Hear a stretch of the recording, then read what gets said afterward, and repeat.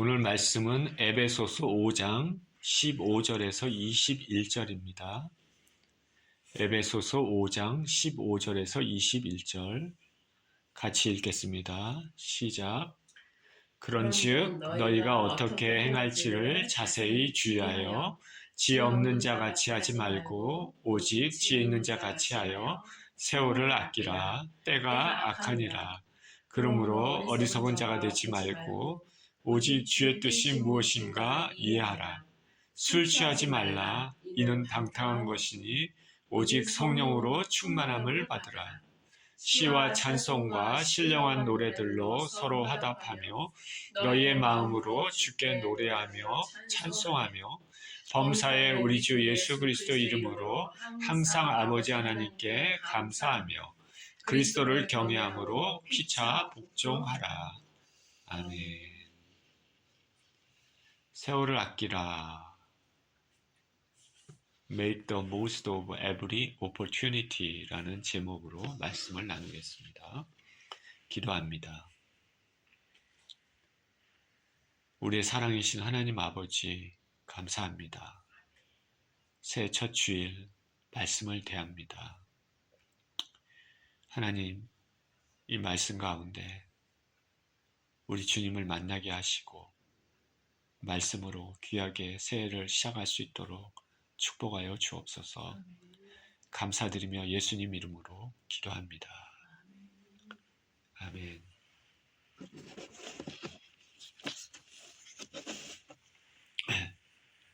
얼마 전에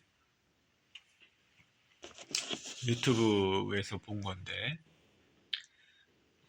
스쳐 지나가면서 봤기 때문에 정확하게 기억은 잘 못합니다. 어떤 영상이었냐면 고 박정희 대통령의 영상이었습니다. 그 경부 고속도로, 우리 유명하죠. 경부 고속도로 공사 현장, 우리 한국 그 역사에 굉장히 중요한 획을 긋는 그런 공사였는데 그 공사 현장을 시찰하는 뭐 그런 그 비디오였던 것 같아요. 시찰하러 나갔습니다. 근데 그 중간에 한 청년을 이렇게 우연히 만났습니다. 근데 이 청년이 제가 정확하게 기억은 못하는데 아마 그 건달이나 깡패였던 것 같습니다. 박정희 대통령이 그 청년을 보고 지나가면서 한 말이 제가 기억에 이렇게 남습니다. 그 뭐라고 얘기했냐면 세월을 아껴라. 시간이 없다. 시간이 없다라는 그런 말을 했습니다. 시간이 없다. 제가 그 말을 듣고 깜짝 놀랐습니다. 시간이 없다. 대통령이 그 청년을 보고 한 말입니다. 그렇게 살지 말고 시간이 없다. 그 말이 제 마음에 크게 들려왔습니다. 쓸데없이 시간을 낭비하고 사는 것에 대한 말이지만은 우리 예수 그리스도를 믿는 사람들에게는 이 말은 신앙적인 면에서도 또 생각해 볼 말이 아닌가 그렇게 마음에 다가왔습니다. 바울 사도는 에베소서 5장에서 그 오늘 본문 15절부터 시작하는데 그 앞단락에서 우리 믿는 신자들에게 빛의 자녀들처럼 살아라 라고 권면했습니다. 빛의 자녀들처럼 살아라. 빛의 자녀는 어둠의 자녀와 대조가 됩니다. 이 빛의 자녀는 하나님의 자녀입니다. 어둠의 자녀는 사탄의 자녀입니다. 하나님은 빛이십니다. 그래서 빛의 자녀는 거룩한 삶을 살아야 됩니다. 빛의 자녀의 특징 중에 하나가 뭐냐? 요한일서에서 사도 요한이 얘기한 것처럼 자신이 죄를 지으면 죄가 있음을 깨닫습니다. 자기가 죄인임을 압니다. 그래서 하나님 앞에 죄를 회개하고 잘못을 회개합니다. 이 빛의 자녀는 죄와 함께할 수 없기 때문입니다. 그런데 어둠의 자녀는 틀립니다. 어둠의 자녀는 은밀한 가운데, 어두운 가운데 그의 죄가 감춰져 있습니다. 죄를 자꾸 감춥니다. 빛이 비춰지면 죄가 드러나기 때문에 빛으로 나가는 것을 싫어합니다. 두려워합니다. 우리는 우리가 죄가 없다라고 얘기하면 거짓말하는 사람임을 알아야 됩니다. 죄가 없다면 예수님께서 십자가에서 죽으실 필요가 없기 때문입니다. 우리는 우리가 죄인임을 알고 죄를 회개하면 예수님의 피가 우리를 깨끗게 해주십니다. 빛의 자녀가 그런 것입니다. 빛은 상처를 치유하는 특성이 있습니다. 우리 동물들이 다쳤을 때 상처를 어떻게 치유합니까? 가만히 상처 부위를 햇빛에 비춥니다. 동물들은 무슨 약이 있는 것도 아니고 연고가 있는 것도 아니죠. 그게 빛을 비치면은 상처가 아무는 것입니다. 우리 빛의 자녀는 우리가 죄의 상처가 있게 되면 그 빛이신 주님 앞에 나가게 되면 주님께서 그 흘리신 보혈에 우리 죄를 깨끗이 씻겨주시는 것입니다. 그 보혈이라 하면 예수 그리스도의 죽으심을 의미합니다. 빛의 자녀의 특성이 이와 같은 것이죠. 이렇게 빛의 자녀는 빛이신 주님 앞에 하나님 앞에 나가는 것이기 때문에 어두운 가운데 행하면 안 됩니다. 그리고 우리 죄가 씻겼으니 다시는 어두운 가운데 행하지 않도록 죄와 싸워야 됩니다. 그러나 우리 육신이 연약해서 때때로 죄를 짓게 되면 바로 회개하고 하나님 앞에 나가야 되는 것이죠. 그리고 동일하게 죄를 반복하지 않기 위해서 거룩을 추구해야 되는 것입니다. 빛의 자녀는 이런 과정들을 그의 인생에서 겪으면서 점점 그 죄를 짓는 횟수가 점점 줄어드는 것이죠. 그러면서 성숙해지고 성장해 나가는 것입니다. 빛의 자녀는 그러니까 말하는 것, 행동하는 것, 생각하는 것 모두가 거룩함을 이루도록 애쓰는 삶을 살아야 됩니다. 더러운 말들 하는 것. 더러운 말 아시죠? 예. 더러운 말 하는 것, 그리고 음행하는 것, 그거 탐욕, 이런 것들은 지어야 됩니다. 빛의 자녀의 삶은 모든 착한 것, 의로움, 진실함이 있습니다. 빛의 자녀는 하나님을 기쁘시게 하는 그런 삶입니다.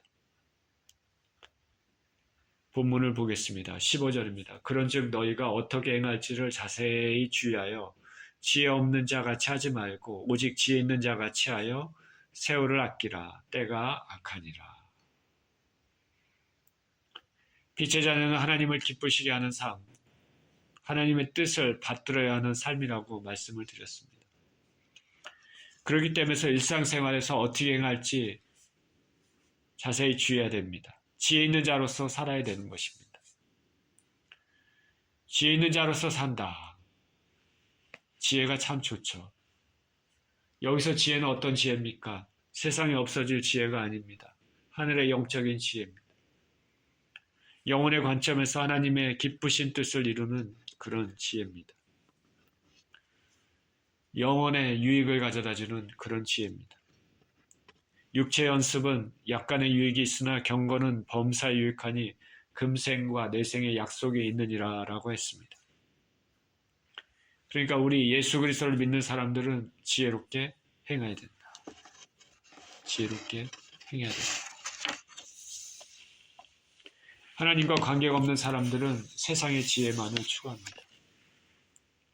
세상의 지혜는 하늘의 지혜하고는 틀린 것이죠. 세상의 지혜는 세상에서의 성공을 이루기 위한 지혜입니다.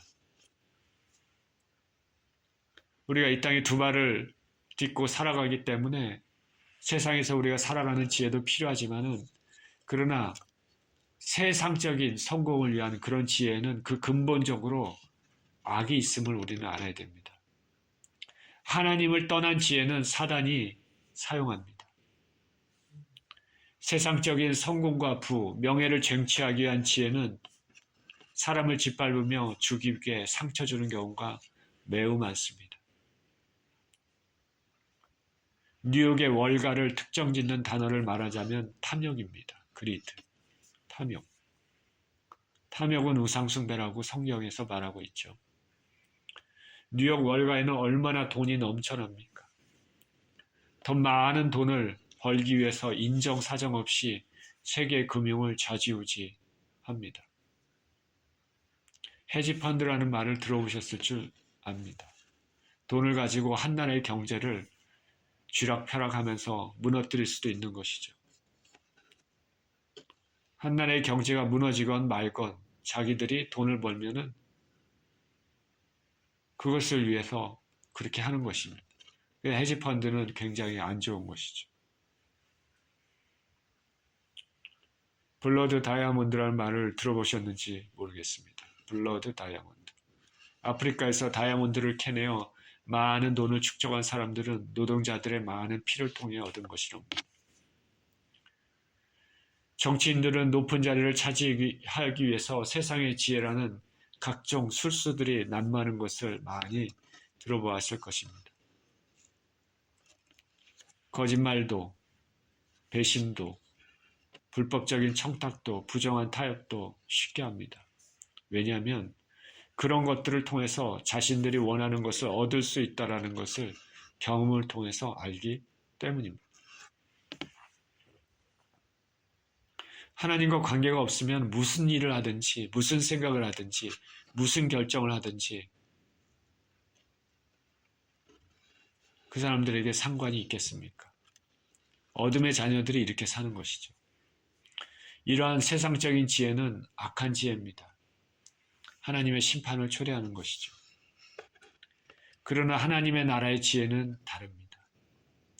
하나님 나라를 위한 지혜는 하나님을 기쁘시게 하는 데 사용되는 지혜라고 할 수 있겠습니다. 사람을 살리는 지혜입니다. 사람을 회복시키는 지혜입니다. 하나님의 뜻을 이루는 지혜입니다. 거룩을 추구하는 지혜입니다. 내가 이런 행동을 하면 하나님 기뻐하시지 않을까? 내가 이런 말을 하면 하나님이 기뻐하시지 않을까? 내가 이런 생각을 하면 하나님이 기뻐하시지 않을까? 하는 그런 것들을 생각하는 지혜입니다. 그리고 반대로 내가 이렇게 하면 안 되겠다. 이런 말 하면 안 되고 이런 행동이 생각하면 안 되겠다. 이 하나님 나라를 위한 지혜는 영혼의 관점에서 유익이 있습니다. 그러므로 빛의 자녀, 하나님 자녀는 어떻게 행할지를 자세히 주의해야 합니다. 그래서 바울은 세월을 아끼라라고 말했습니다. 세월을 아끼라. 아끼라의 헬라어 원어는 엑사고라조메노이라는 말입니다. 이거는 다시 사다, 속량하다라는 의미를 지니고 있습니다. 세월이라는 것은 카이론이라는 말인데 중요한 시기 혹은 금방 지나가 버리는 특별한 기회라는 뜻입니다. 그래서 우리말로 세월을 아끼라라고 표현했는데 모든 기회를 잡으라 그런 뜻입니다. NIV 영어 성경에서는 making the most of every opportunity 라고 했습니다. 이 뜻을 더 자세히 알겠죠. 그러면 세월을 아끼라는 말을 정말 어떤 의미인지 더 자세히 알 수 있습니다. Making the most of every opportunity. 주어진 환경 속에서 기회를 찾아서 절대로 그것을 놓치지 말라. 우리에게 다가오는 기회가 있겠죠. 그렇죠? 그러면 그 기회가 주어진다면 그걸 놓치지 말고 뭘 하는 것이죠. 뭘 합니까? 무슨 기회입니까? 선을 행할 수 있는 기회. 하나님을 기쁘시게 할 수 있는 그 모든 기회입니다. 내가 지금 나의 삶에서 하나님을 기쁘시게 할 수 있는 것이 무엇일까? 전도하는 것, 말씀 가르치고 전파하는 것, 중보기도하는 것, 어려운 사람들을 위로하고 격려하는 것, 도와주는 것. 뭐 여러 가지가 있겠죠. 각자의 처한 환경에서 할 수 있는 것들이 있을 것입니다. 비록 우리에게 보이는 결과가 바로 없어도 모든 것을 보시는 하나님을 생각하면서 묵묵히 해나가는 것입니다. 갈라디아서 6장 9절 10절에서는 이렇게 얘기합니다. 우리가 선을 행하되 낙심하지 말지니 포기하지 아니하면 때가 이름에 거두리라. 그러므로 우리는 기회 있는 대로 모든 이에게 착한 일을 하되 더욱 믿음의 가정들에게 할지니라. 우리는 하나님을 기쁘시게 하기 위해서 모든 사람에게 선을 행할 수 있으면 좋겠지만 함께 유혹을 이을 더욱 믿음의 가정들에게 행해야 될 것입니다. 17절입니다. 그러므로 어리석은 자가 되지 말고 오직 주의 뜻이 무엇인가 이해하라.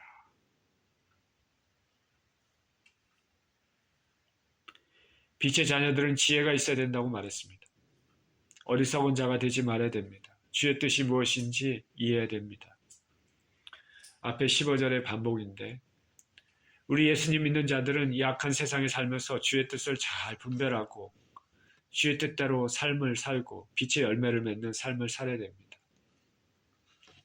빛의 열매는 모든 착함과 의로움과 진실함입니다. 주의 뜻을 분별하고 지혜 있는 삶, 주님을 기쁘시게 하는 삶만이 영혼의 관점에서 유익이 있습니다. 세상에 사는 많은 사람들, 예수님 밖에 있는 사람들은 이 세상의 것만 보고 삽니다. 거기에는 세상에서 세상적으로 성공한 사람도 많고 실패한 사람도 있습니다. 세상 사람들로부터 존경을 받는 사람들도 많습니다. 세상의 관점에서는 그런 사람들을 보라고 얘기를 합니다. 그런 사람들을 본받으라고 말합니다. 그리고 우리들도 그렇게 되자라고 말합니다. 그런데 이 모든 것들이 하나님과 관계가 없다면 그 성공한 사람들의 말년도 다 물거품 같은 것이 되는 것입니다. 이 세상을 떠날 때 하나님께 아무것도 드린 것이 없이 허무하게 떠나게 되는 것이죠. 먼지와 같은 인생입니다. 이 세상에 아무리 유명하고 세계적으로 알아주는 사람이라도 그 사람이 하나님과 관계가 없다면 물거품, 먼지의 인생입니다. 하나님과 관계없는 대통령이 무슨 의미가 있겠습니까? 하나님과 관계없는 억만장자가 무슨 의미가 있겠습니까? 노벨상을 받아서 세계적으로 유명해졌다 하더라도 그 사람이 하나님과 관계가 없으면 그 영혼이 무슨 유익이 있겠습니까? 하나님과의 관계만 남는다는 것을 우리는 알아야 됩니다.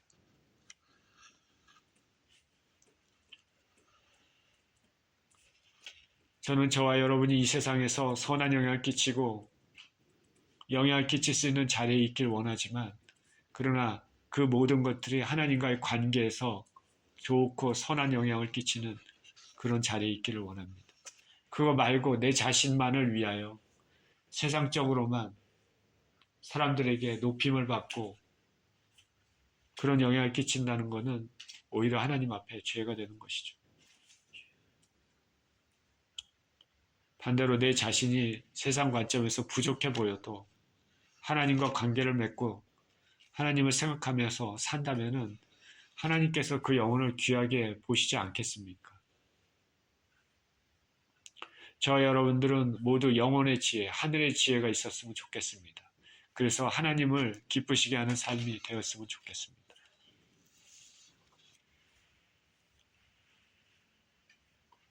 8절입니다. 18절입니다. 술 취하지 말라. 이는 방탕한 것이니 오직 성령으로 충만함을 받으라.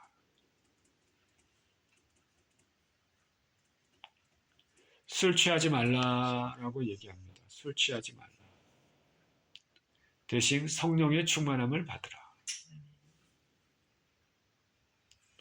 어리석은 삶 가운데 여러 가지가 있지만 한 가지는 술 취하지 말라라는 것이죠. 술을 취해서 사는 삶을 멀리하라는 뜻인데 문자 그대로 술을 취하지 말라, 술 취하지 말라. 그래서 그렇게 방탕하게 술에 취해 살지 말라라는 뜻도 되지만 술로 대변되는 세상의 쾌락과 세상의 것만 초점을 맞추는 삶을 멀리하라는 말로 이해도 될 것입니다. 술을 즐긴다 하면은 이것은 세상을 즐기는 삶입니다. 세상 일에 취해 사는 삶입니다. 하나님 보시기에는 생각 없는 삶입니다. 영혼에는 관심이 없습니다. 하늘나라에 관심이 없고 죽은 후에 심판이 있다는 것을 애써 무시하면서 사는 삶입니다.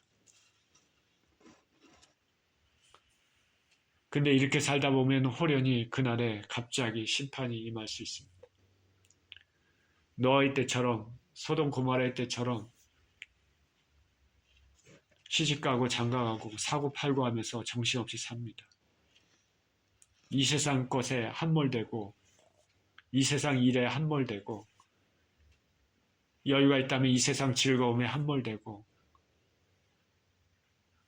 여유가 없다면 이 세상의 근심에 함몰되고 그렇게 해서 사는 인생입니다. 영혼의 것을 모르고 하나님을 모르고 그냥 이 세상에서만 그냥 삽니다. 참으로 안타까운 삶이고 하나님 보시기에 미련한 삶입니다. 그러다 갑자기 누구나 다 당하는 그날이 오면 심판을 당하게 됩니다. 저 여러분은 이렇게 살면 안 됩니다. 우리가 이 땅에 두 발을 딛고 살지만 이 땅의 삶에 관심이 없을 수는 없지만 우리의 본 전적성은 하늘나라 백성이라는 것을 잊지 말아야 됩니다. 순간순간 하늘을 생각하며 하나님을 생각하며 하늘나라를 생각하며 우리 주 예수 그리스도를 생각하며 그렇게 살아야 되는 것입니다. 이것을 우리는 잊지 말아야 됩니다. 이것이 세상과 구별된 삶입니다. 거룩한 삶입니다. 하나님을 기쁘시게 하는 삶입니다. 이러한 삶의 형태는 성령의 충만한 삶으로 나타납니다. 술 취함과 대조되는 것이 성령의 충만함입니다. 성령은 하나님의 영입니다. 예수님의 영입니다. 그래서 성령 충만하면 하나님을 기쁘시게 하는 삶, 예수님을 기쁘시게 하는 삶을 살 수 있습니다. 우리가 진정으로 예수 그리스도를 믿음으로 받아들인다면 거듭남을 체험하고 성령께서 우리 안에 내주하기 시작합니다. 진정 예수님을 믿는 사람들은 자기가 감정적으로 느끼건 느끼지 않건 그 안에 성령님이 내주하고 계십니다. 그래서 우리 믿는 자들의 육체를 성전이라고 얘기했습니다. 성전은 하나님이 계신 곳이죠. 이 하나님이 계신 곳을 술로 채우시겠습니까? 아니면 성령으로 충만케 하시겠습니까? 이 성전에 이 육체에 거하시는 성령께서는 우리가 자주 하나님 뜻이 아니라 내 육체, 내 소욕대로 살게 되면 근심하십니다. 내 뜻대로, 내 육체의 소욕대로 사는 것은 성령님을 나의 중심에 모시는 것이 아니라 성령님을 구속으로 밀어내는 것과 같습니다. 이런 삶은 성령 충만한 삶이 아니라 성령을 점차로 소멸해가는 삶입니다. 성경에는 성령을 소멸하지 말라 분명히 얘기했습니다. Don't put out spirit fire 이렇게 얘기했습니다. 사도 바울은 성령을 소멸하는 삶 살아서는 안 됩니다. 우리는 이런 삶을 조심해야 되죠. 우리 앞에 하나님 앞에 진실되게 항상 나가고 하나님과 교제하고 성령님 안에 충만함으로 삶을 살아야 되겠습니다. 성령 충만한 삶은 어떤 삶이냐? 내 안에 이미 거하신 성령께서 나를 온전히 지배하시면서 인도하는 그런 삶입니다. 성령님과 동행하는 삶입니다. 같이 걸어가는 삶. 그런 삶입니다. Walk with the Spirit. 우리 인생 그런 삶이죠. 그러면 이런 삶은 이 세상, 악한 세상에서도 중심을 잃지 않고 하늘나라를 바라보며 살 수 있습니다. 그날이 다가와도 심판의 날이 다가와도 두려워하지 않고 당황하지 않습니다. 왜냐하면 성령의 충만함으로, 삶으로 영적으로 깨어있기 때문에 그렇습니다.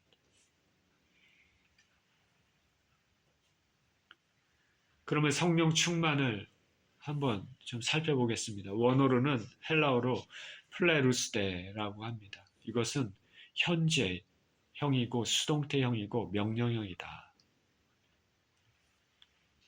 성령 충만함을 받으라. 현재형이고 수동태형이고 명령형입니다. 현재 시제라고 얘기했기 때문에 성령 충만은 일회적인 한 번의 것이 아닙니다. 계속적으로 채워져야 된다는 것을 의미합니다.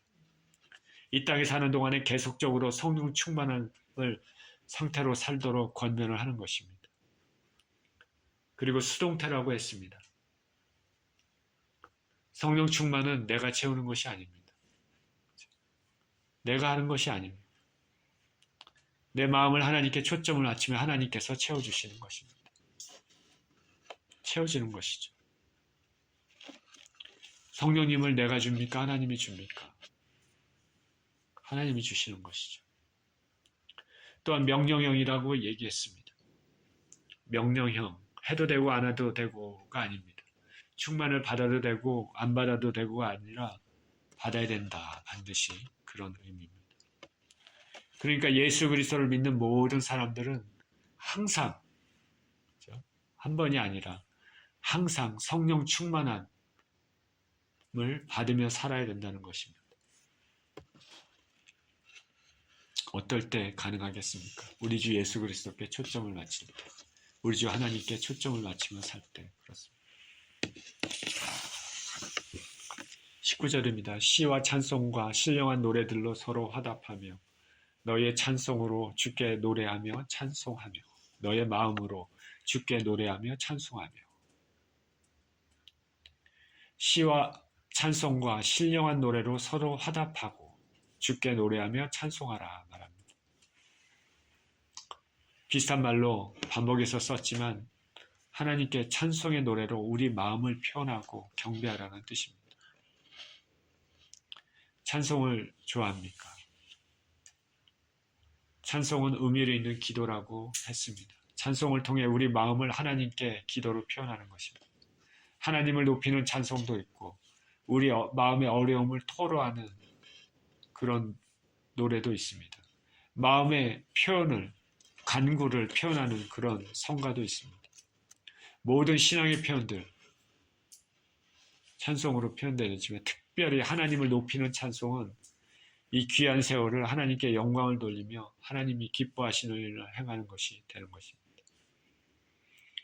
이사야 43장 21절은 이렇게 말합니다. 이 백성은 내가 나를 위하여 지었나니 나를 찬송하게 하려 함이니라. 시편 147편 1절에도 할렐루야 우리 하나님을 찬양하는 일이 선하며 찬송하는 일이 아름답고 마땅하도다 라고 말했습니다. 저와 여러분은 하나님께 찬송을 자주 드림으로써 하나님께 기쁨을 드리시기를 축원드립니다. 20절입니다. 범사에 우리 주 예수 그리스도 이름으로 항상 하나님께 감사하며 그리스도를 경외함으로 피차 복종하라. 마지막으로 예수님의 이름으로 항상 하나님께 감사하라고 말합니다. 그리고 예수님을 경외함으로 서로 복종하라고 말합니다. 여기서 항상 감사하라고 했습니다. 상황이 좋고 나쁨에 상관없이 처한 환경에서 감사하라. 환경이 어렵고 힘들 때 불평이 나오는 건 인간의 본성입니다. 그런데 우리 신앙의 믿음의 사람들은 이것을 이기고 믿음으로 하나님 바라보며 감사해야 될 것입니다. 감사는 참 좋은 것입니다. 누가 나에게 감사합니다 그러면 그 싫은 사람이 있겠습니까? 우리가 하나님께 감사합니다 그러면 하나님이 싫어하시겠습니까? 감사는 참 좋은 것입니다. 우리는 감사를 기쁠 때 할 수 있습니다. 그러나 이거는 누구나 다 할 수 있는 감사죠. 근데 어려울 때 감사하는 것은 신앙 사람들에게, 믿음의 사람들에게는 특별히 필요한 덕목입니다. 그 감사는 하나님께 우리의 믿음, 하나님을 향한 신뢰의 표현이라 할 수 있겠습니다. 감사로 제사를 드리는 자가 하나님을 영화롭게 한다고 말했습니다. 저와 여러분들은 그래서 감사하는 습관을 들여야 되겠습니다. 그리고 마지막으로 예수님을 경외함으로 성도들 간에 서로 복종하라고 말합니다. 여기 복종이란 말을 썼지만 서로 존경하고 섬기라는 말로 이해할 수 있겠습니다. 성도들 간에 서로 이해하고 존경하라. 남을 나보다 낮게 여기는 마음으로 섬기라. 이들 모두 섬김을 받는 사람들은 하늘나라의 유업을 같이 받을 사람들이기 때문입니다. 그렇게 하는 것이 예수님을 경외하는 일이다. 하는 것입니다. 자, 오늘 본문에서 세월을 아끼는 삶, 지혜로운 삶, 빛의 자녀로서의 사는 삶, 하나님을 기쁘시게 하는 삶에 대해서 살펴봤습니다. 주의 뜻이 무엇인지 우리는 분별해야 되고, 술 취해서 방탕하지 말고 항상 성령 충만해서 살고, 하나님을 찬송하고, 어떤 상황에서도 감사하고, 성도들 간에 서로 섬긴다.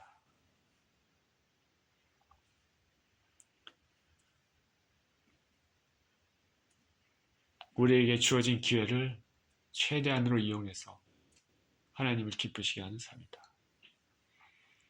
이런 삶이 가치 있고 의미 있는 삶입니다. 이렇게 영혼의 관점에서 지혜롭게 생각하며 행동하는 저와 여러분 모두 되시기를 예수 그리스도 이름으로 축원드립니다. 기도합니다. 우리의 생명이 되신 하나님 아버지, 감사를 드립니다. 오늘 새해 첫 주일 예배 이 말씀을 통하여서 올 한 해 하나님을 어떻게 하면 기쁘시게 하는 삶을 사는지, 아버지 하나님, 우리 삶에 다가오는 모든 기회들을 잡아서 놓치지 않고 하나님 앞에 선한 일을 하며 하나님의 기쁘신 뜻을 이루는 그런 귀한 삶을 살기를 원합니다. 올 한 해 성령 충만한 삶, 감사하며 섬기며 그렇게 세월을 아끼는 지혜로운 삶을 살기를 원합니다. 그렇게 살 수 있도록 은혜를 허락하여 주옵소서. 감사드리며 예수 그리스도 이름으로 기도합니다. 아멘.